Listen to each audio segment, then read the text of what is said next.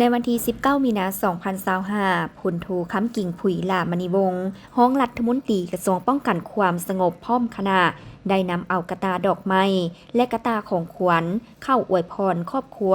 พลจัตวาบุญมามีทองพนักงานปฏิวัติอาวุโสบำนาญอดีตการนำขั้นสูงกระทรวงป้องกันความสงบ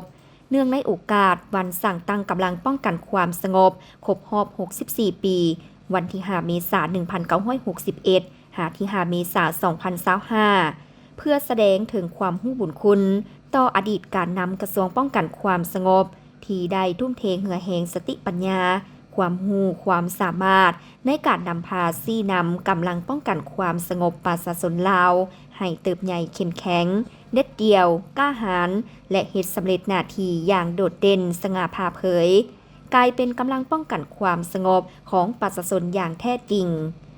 ในโอกาสเข้าเยี่ยมยามและอวยพรในครั้งนี้พลโทค้ำกิ่งผุยลามณีวงศ์ได้กล่าวคำยื้อยามถามข่าวและอวยพรไซอันประเสริฐต่อครอบครัวพลจัตวาบุญมามีทองจงมีสุขภาพแข็งแรงมีความสุขกายและใจมีความสุขส่วนตัวและครอบครัวสืบต่อในการศึกษาอบรมลูกหลานให้ประกอบส่วนเข้าในเวียกงานป้องกันความสงบเพื่อเฮ็ดให้สังคมมีความเป็นระเบียบเรียบร้อยมีความสงบปลอดภัยในทุกด้าน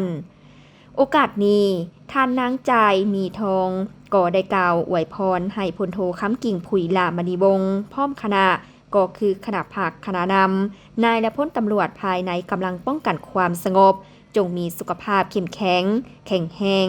มีความผาสุกพร้อมกันจัดตั้งปฏิบัติเวียกงานให้มีผลสำเร็จสืบต่อจัดตั้งปฏิบัติหน้าที่เวียกงานตามพระบทบาทเพื่อสร้างให้กำลังป้องกันความสงบเป็นกำลังที่หับไส้ประชาชนสังคมอย่างแท้จริง